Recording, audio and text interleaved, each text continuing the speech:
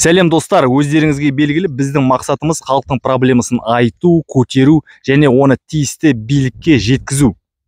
Яғни мемлекеттен бөлініп отырған қыруар қаражаттың дұрыс жерге жұмсалуы, яғни госзакуп сайтына мониторинг жасау.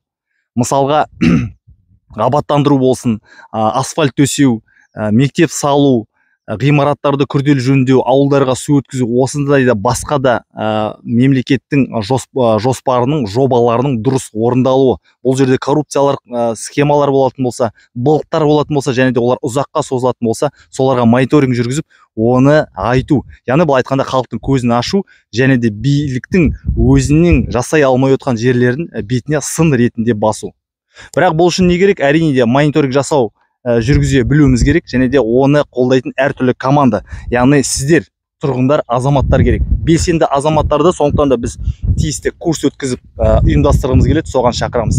Яғни тағы бір біздің ойымыз және арманымыз әр ауылда, әр көшеде, әр шағын ауданда, әр қалада белсенді азамат және оның көмекшілері болса, олар госзакупты бізден үйреніп алып, қалай қарау керек, нені қарау керек, және де әкімдіктің жоспарынан болашақта бұл жерге не салынады, не жасалынады, соны қарап тексеріп отырса, яғни бөлінетін халықтың қалтасынан шығып жатқан, салық төлеушілердің ақшасынан жиналған бюджеттің дұрыс жасалуын, және де халыққа қажетті жақсылықтардың сапалы құрылысына мән беретін болса. Сондықтан да біз осы курсты ұйымдастырамыз. Орал қаласында болады. Өз өтінімдеріңізде, яғни сұраныстарыңызды бізге WhatsApp-қа, Instagram-ға, Facebook-та кез келген жерде SMS-пен хабарласыңыздар. Біз сіздерді тіркеп, сосын қосымша қай жерде өтеді курс, қандай форматта өтеді, және де нені нақты үйрететінімізді сол кезде толық айтамыз.